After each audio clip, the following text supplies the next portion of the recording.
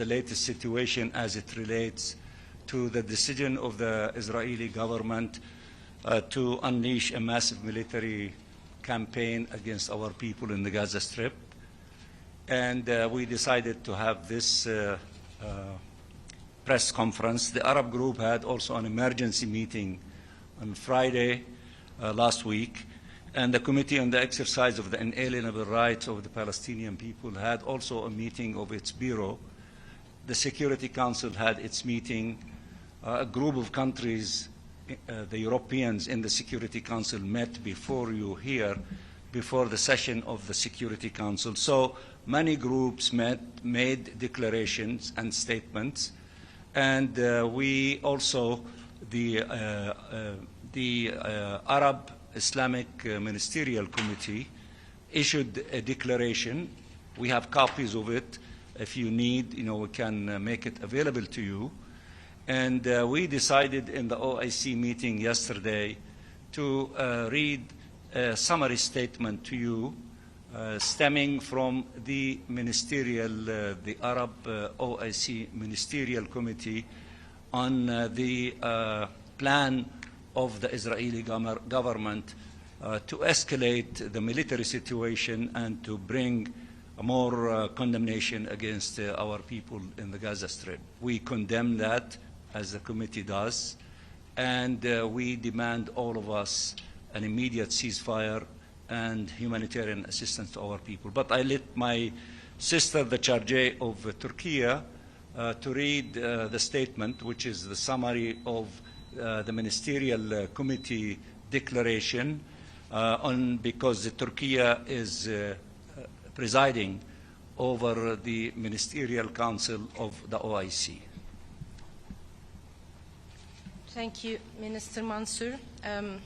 As he mentioned, Turkey, as the current chairman of the OIC group of OIC foreign ministers, I have the honor to read the joint statement of the OIC group in New York on the recent developments in the Gaza Strip, which is based on the joint statement by the Ministerial Committee mandated by the Joint Extraordinary Arab Islamic Summit.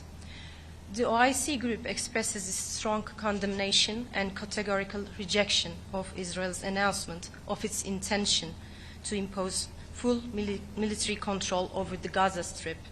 We consider this announcement a dangerous and unacceptable escalation, a flagrant violation of international law, and an attempt to entrench the illegal occupation and impose a fait accompli by force, in contravention of international law, international humanitarian law, and relevant United Nations resolutions.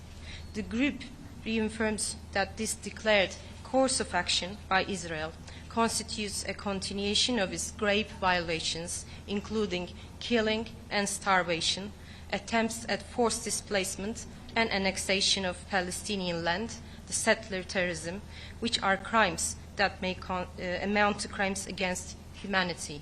We demand the immediate and comprehensive cessation of the Israeli aggression against the Gaza Strip and an end to the ongoing violations committed by the occupying forces against civilians and civilian infrastructure in the Gaza Strip, the West Bank, and East Jerusalem. We also demand that Israel, as the occupying power, immediately and unconditionally allow the entry of humanitarian assistance at scale into the Gaza Strip, including food, medicine, and fuel, and ensure the freedom of operation of relief agencies and international humanitarian organizations in accordance with international humanitarian law and its applicable principles. We reiterate our full support for the efforts undertaken by the Arab Republic of Egypt, the State of Qatar, the United States of America to achieve a ceasefire and reach an agreement for the exchange of prisoners and hostages as a fundamental humanitarian entry point to de-escalation, alleviating suffering and ending the aggression.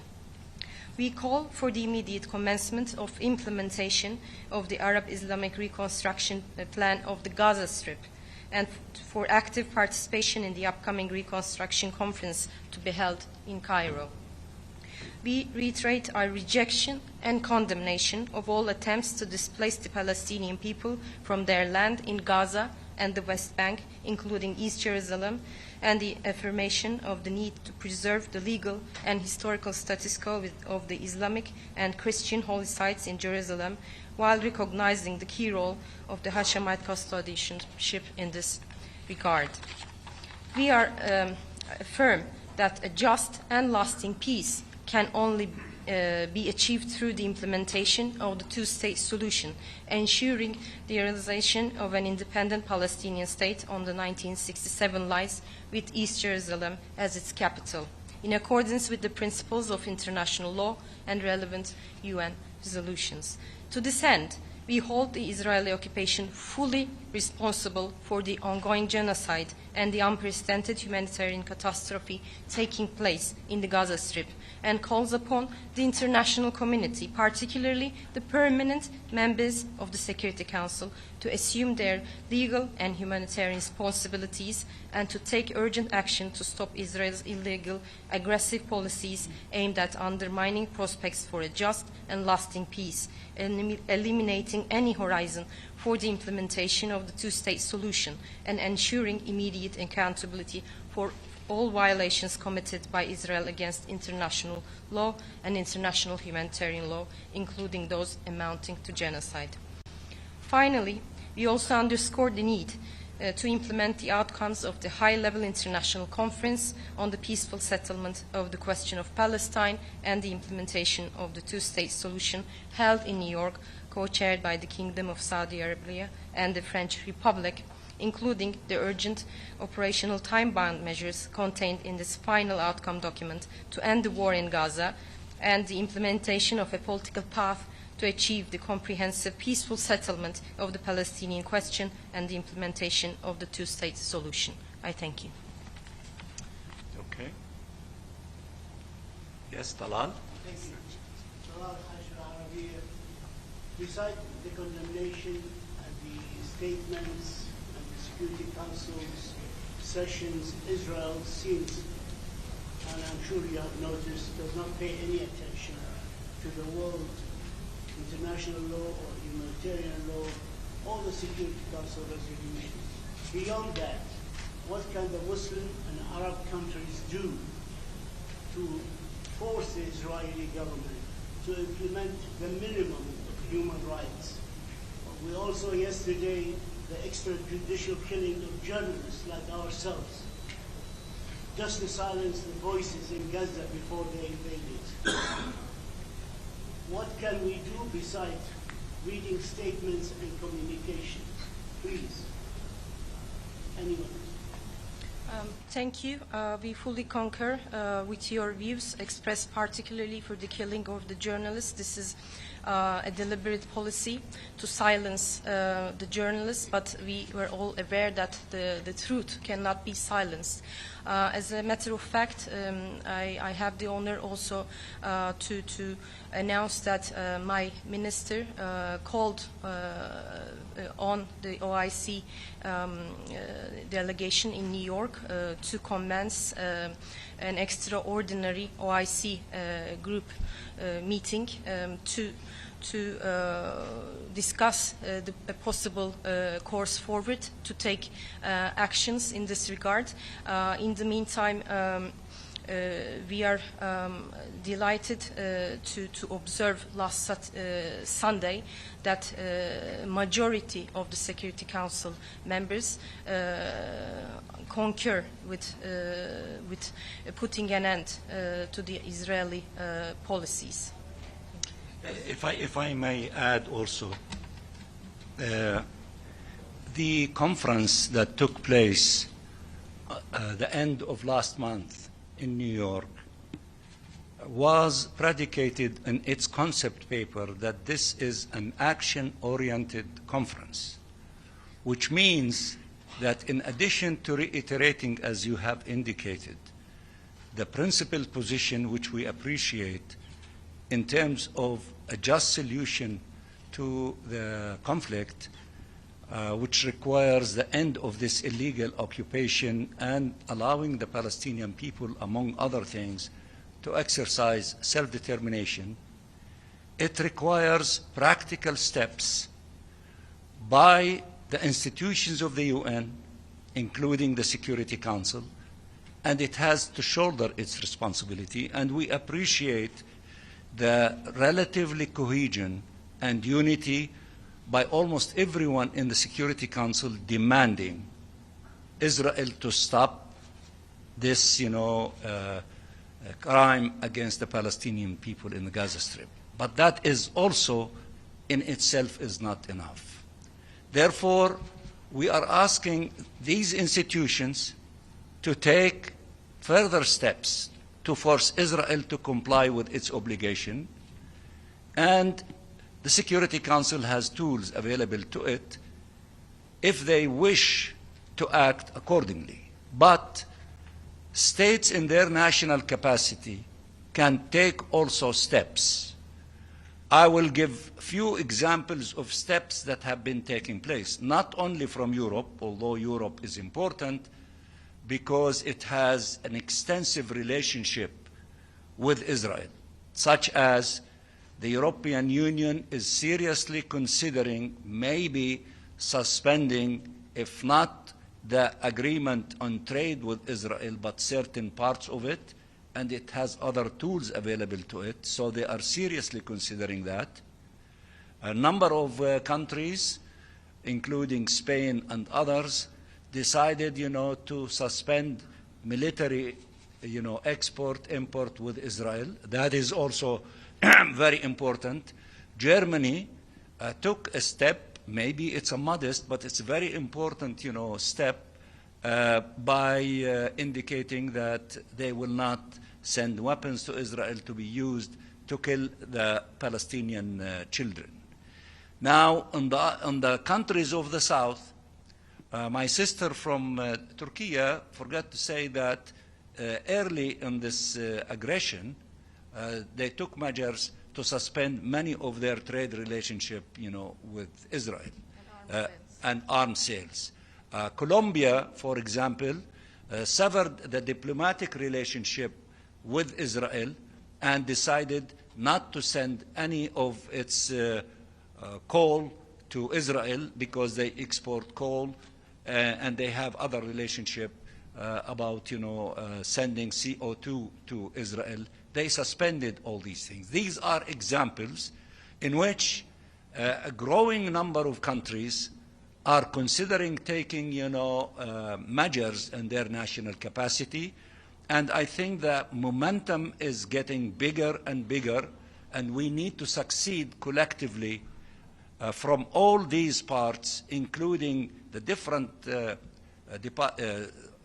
components of the United Nations, until we force Israel to comply with its obligation under the Charter of the UN, and also the legal systems of the United Nations, whether the ICJ, the ICC.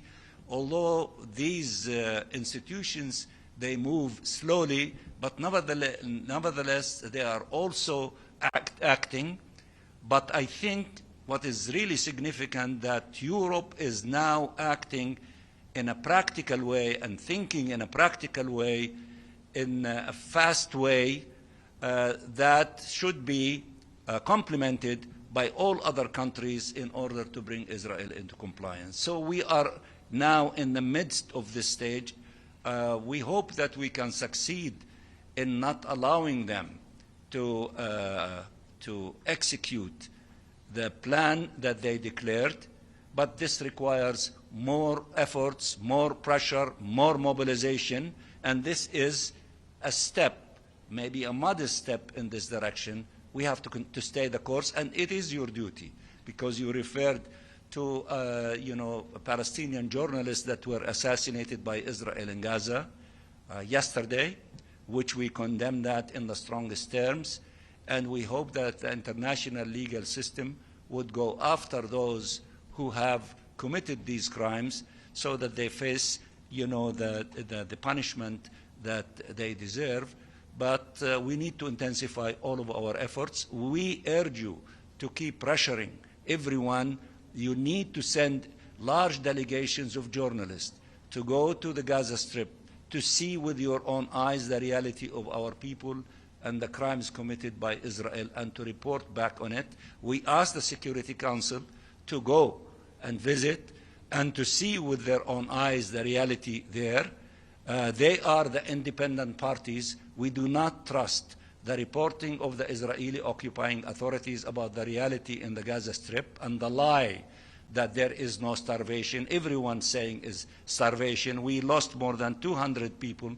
About half of them are children because of starvation, and more might lose their lives because of lack of food, medicine, and water. We have to intensify the pressure until the Israeli occupying authorities to stop these criminal policies and actions and to reverse this. Abdul Hamid. Thank you, Ambassador. I have a question on the journalist issue. Maybe Ambassador Hassim and Ambassador Tariq can answer that. Why not put pressure on to call for a special meeting of the Security Council on the protection of journalists? And why not also pressure to create the post of a special envoy on the protection of journalists? Thank you. He addressed these two. Thank you, Brother Siam. I would put it more broadly. I think as Ambassador Riyad Mansour was explaining, Israel's continued and persistent, blatant violations of international law and its total disregard for UN Security Council and General Assembly resolutions on the question of Palestine and the impunity that it has enjoyed so far are being increasingly questioned by the international community. And I think you have seen the international conference on the two-state solution and the question of Palestine. The will of the international community was clearly expressed. And the thing, as Ambassador Riyad Mansour was saying, now it has to be the whole of system approach and response to this. The General Assembly has pronounced its position. It's now the big responsibility of the Security Council to also undertake and shoulder its responsibility. So you have heard the meeting that took place on Sunday. It was almost unanimous, the call that the Security Council must act. And I think for us, for Pakistan as a member of the Security Council, we cannot accept that we are years later going to be blamed that the Security Council did not act. So we are determined. There are provisions in the Charter that enable the Security Council to take this action, that enable the Security Council to demand that Israel is stopped from taking those steps that it has announced, and we will be working together with other members of the Security Council to transform that collective expression that you heard in the Security Council on Sunday in terms of something more concrete. Tariq, if you want to say something about the journalists. Thank you. Well, I couldn't agree more with Ambassador Asim and, of course, Dr. Riyad and my colleague from Turkey about what is happening now. I think international law, the protections provided by international law for journalists is there. Having an extra meeting for it does not really necessarily add to this. Resolutions of the Security Council exist protecting journalists, humanitarian workers, hospitals, infrastructure for humanitarian work. Resolution 2417 on using starvation and hunger as an act of aggression is there. Everything exists. It's about implementing it. It's about holding Israel to account. It's about the impunity that has persisted for 80 years now. There comes a time when this needs to be stopped, and the time is now. We have reached a point where the world's conscience has awoken. It is also your duty. I know many of you have been raising this issue in the press and in your organizations, but it's also the duty of you. Your colleagues are being murdered in cold blood in front of your eyes, in front of the whole world. It is you that need to keep this issue in the media, in the consciousness of the world. So everybody has a responsibility here, including member states, including the Security Council, of course, but also the media, international organizations, NGOs. Everybody has a responsibility, and we need to live up to that responsibility. Yes. Ambassador Mansour, Javier Otaku from EFE Spanish News Service. You have mentioned practical steps. You have given some examples of Western countries, Muslim countries. What about our countries? What about those who still maintain relations with Israel? Do you have any expectations from these Arab brother countries? You see that we do have expectations from everyone. We do not exclude anyone. We respect the sovereign right of each state to act according to their calculations, but I am confident that the Arab and Muslim countries will step up to the plate. There are huge things before us, including, the support to the return of the national authority to assume its responsibility in Gaza. We reject the Israeli occupation. We demand its withdrawal, and we have an alternative solution, which is the outcome document and annex of the international conference, which was led by Saudi Arabia and France. And from the Arab countries and the Muslim countries, Saudi Arabia speaks on behalf of everyone. And as we see things unfolding, don't be surprised to see more steps to take place, including when the international conference for the reconstruction of Gaza, which requires tens of billions of dollars, to see more of concrete things to be brought to the table from many countries, including the Arab countries that they have financial capabilities. If you want to ask in Arabic a question. Can I answer in English? In English, so everybody okay. can answer. So as after these meetings you mentioned, and as Islamic and Arab groups, what's your next step within the UN to put more pressure on the specifically permanent members in the Security Council to act urgently? We are continuing with our consultations with all members of the Security Council, including the President, of course. And we are observing, and that's not only our observation, but the observation of our friends in the Security Council, that there is emerging cohesion and unity and outrage of what is really happening, and they are exerting tremendous amount of pressure in order to stop the killing, stop the military operations, to have a ceasefire, permanent ceasefire, to force allowing humanitarian assistance to take place. We are closely observing the groupings in Europe in which they are making not only statements, but they are taking steps. For example, Norway, one of its biggest funds that invests billions of dollars, maybe tens of billions of dollars in the Israeli economy, they are withdrawing, their assets there. That is a significant step. Countries like the UK, Italy, Canada, Australia, New Zealand, deciding, threatening Israel. If you do not stop this aggression, if you do not reverse your position on the plan, things will take place. Australia announced yesterday that it is going to recognize the state of Palestine. I refer to Germany. I am referring to the discussion inside the 27 European countries composing the European Union on trade, on many relationships with Israel, and they are seriously considering taking steps.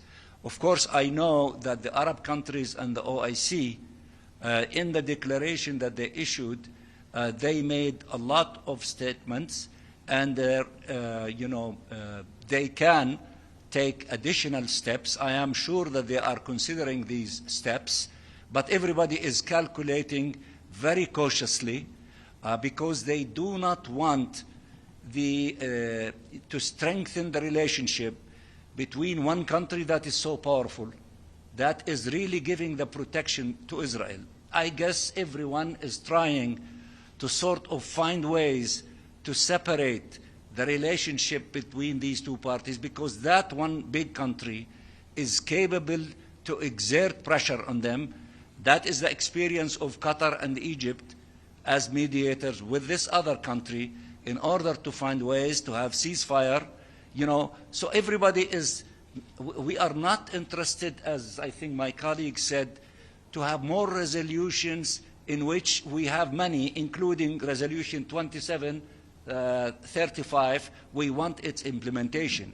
But we need to find ways to convince one party to come closer to the global consensus that enough is enough. The solution is not wars. We have another option. We have an alternative option. And the alternative option was decided by the international community in the declaration and the annex of the International Conference on the Two-State Solution, which will be resumed on the 22nd of September in New York. So therefore, while we see what is really happening, and we are playing a big role, all of us, in maintaining it, in keeping it united, not fragmenting it, strengthening it, so that to try to find ways to have a crack between, the Israeli belligerent, vicious, criminal government and one state that is giving it protection, quasi-protection, because if we succeed in that issue, I think that would accelerate many practical steps to be announced by many countries, and then Israel cannot withstand such a pressure from all of them. We are acting responsibly, because if we do not act in that manner, it will cost our people tens of thousands killed, injured, and expelled. Now, somebody might say tens of thousands of our people have been killed. That is true, but now there is nothing that we can do about those who were killed, but we can do a lot about saving the lives of those who are still alive, and it is our responsibility to do everything possible in order to save their lives. I think we have enough, but we will keep you informed. Okay, I cannot say no to you. Tfaddali. One question. During the high-level conference on the two-state solution, France and Saudi Arabia asked all countries to sign the declaration going to their mission. I would like to know if you have any count on that, and what can we expect for the General Assembly. Thank you. You're asking the wrong person. You have to ask France and Saudi Arabia. But in my speech in the Security Council Sunday, and we say it in front of everyone, we urge everyone, those who have not sent messages to France and to Saudi Arabia, declaring that they are joining and approving the declaration and the annex, to do so. I think that by September, we hope that we will be having more than 100 additional countries than the maybe 30 or 40 that have signed this declaration so far. We need to make that the blueprint of the global consensus of the international community on the alternative plan. It is not our destiny. It is not the destiny of the Palestinian people to have an eternal conflict with Israel and to keep losing thousands of our children and women and our people on the hand of this war machine by Israel. It is our duty to convince everyone that there is another alternative, the alternative of immediate ceasefire. As we see the millions, the hundreds of millions in all capitals are saying they want to save the lives of the Palestinian people, ceasefire now, that's their cry. And the leaders who are not yet convinced of that message should listen to everyone. We should stop the fighting, we should stop the killing of the Palestinian people, and then get to the business of ending this illegal occupation and allow the Palestinian people to enjoy freedom and dignity in their own independent state with East Jerusalem as its capital. It's not easy. It is difficult, but that is the correct path. That is the moral path. That is the legal path, and we need everyone to contribute in their own way, including journalists. As my brother, Tariq said, as you tell us what we are doing, and that is a legitimate question you ask us, we are also telling you, tell the story of the Palestinian people. Tell about the crimes in which more than 270 journalists were killed trying to tell the story of our people in the Gaza Strip. And more than 400 individuals from humanitarians, brave ones, most of them from UNRWA, who gave their lives trying to distribute humanitarian assistance to Palestinians who are in need, especially children of these humanitarian assistance. We all need to do our share of fighting for justice for the Palestinian people and fighting against this criminal genocidal regime in Israel who thinks that they can eliminate the Palestinian people. There is no force on earth that can eliminate the Palestinian people, and we are entrenched to our land, and we will put, with the help of everyone, an end to this tragedy and enjoy freedom and dignity when we exercise our right to self-determination. Again, I thank you very much for being with us today, and I want to thank my colleagues, the OIC, the Arab Group, the Committee on the Exercise of the Inalienable Rights of the Palestinian People, and we will meet with you as often as needed. Thank you. Thank you.